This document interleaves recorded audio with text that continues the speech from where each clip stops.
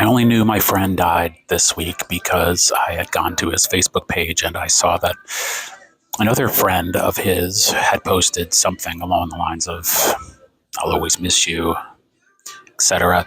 And I thought it was that person who had passed away. And when I realized it was my friend, I looked at the comments, I dug deeper, and realized that it was my friend. And when I say my friend, I haven't seen this guy since just before the pandemic.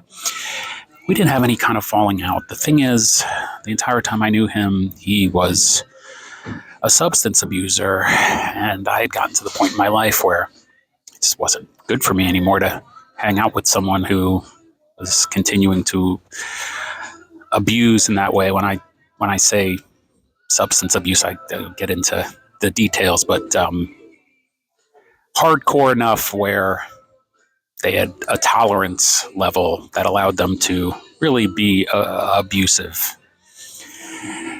And it was scary. And as much as I cared about him, I obviously care about myself more. And it's not like we had a breakup or anything like that. We stayed in scattered touch. And in fact, in April of last year, he had reached out saying, "Let's get coffee." And I responded to him and I said, "How are you doing? How's your health?" And he said, "No comment," which meant to me that it's probably not good to hang out. But we had a chit chat online, and I checked in with him again in November and did not hear back from him at that point. And then what I just told you.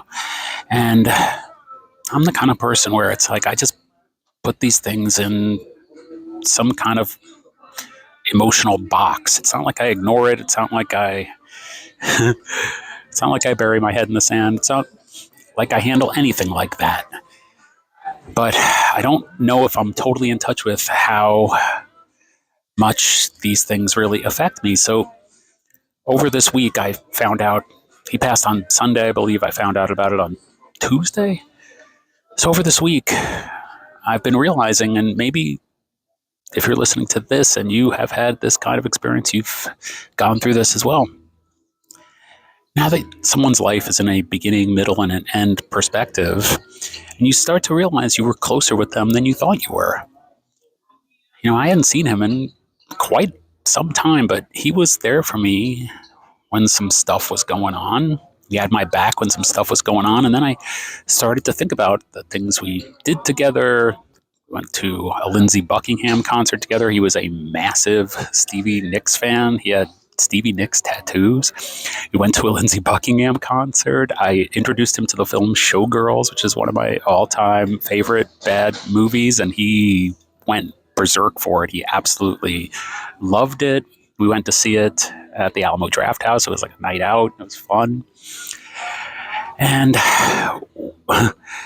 then I remembered, he had given me a birthday gift. He was a Stevie Nicks collector as well. He had lots of Stevie Nicks memorabilia. He gave me a copy of his from his vinyl collection of her album Rock a Little. He wrapped it. He wrapped it so thoughtfully that I kept the wrapping. I put it into one of those frames that you can put a record cover into, and I kept the wrapping and I put it into the back of the frame. It's been hanging on my door.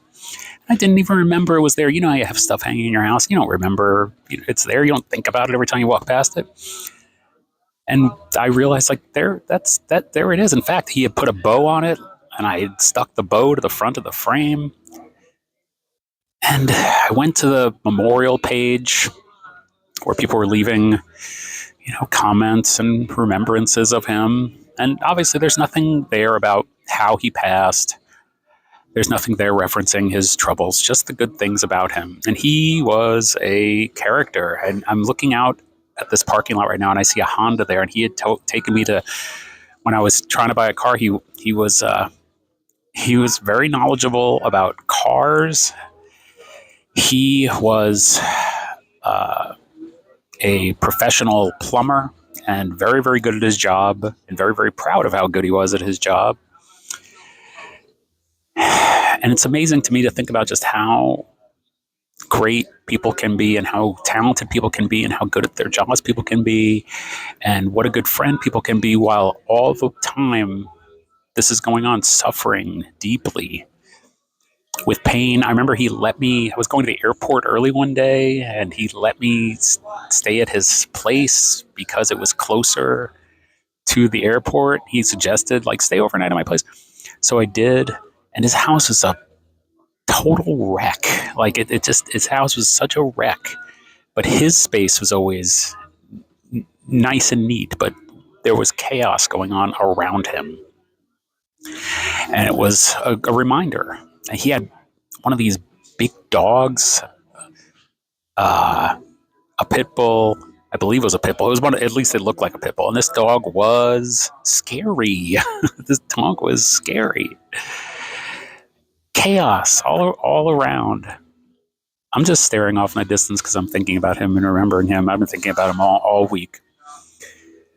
Just chaos all around him and chaos inside. You know, he was constantly breaking up and new boyfriends in his life, and I could not keep it straight. And he would talk to me as if I remembered every single person and every single boyfriend and every single relationship he had. He would talk to me as if I remembered every single one of them, and I would just play along because I realized after knowing him for a short time, like, there was no way I was going to possibly keep up with what was going on in his life. So I just would listen and kind of just play along. Like, I could remember all these cast of characters, but he was just an absolute nut. He really was just crazy. He would say anything to anyone at any time. If you got in his face, he would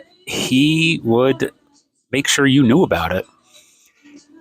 He was completely fearless, and I think almost it's like that fearlessness is what contributed to his early demise, because when you just are okay with whatever happens at any given time, then you know that something might happen at any given time. And I had already missed the guy, because when someone is that deep into an illness, you kind of always sort of feel like they could go at any moment. So you kind of prepare yourself for it. But when you see like a memorial page and you see a date of death, it's pretty powerful to see. And, I hope he's at peace. Obviously now it's, that's what people say when people die. But I truly do hope he is at peace. And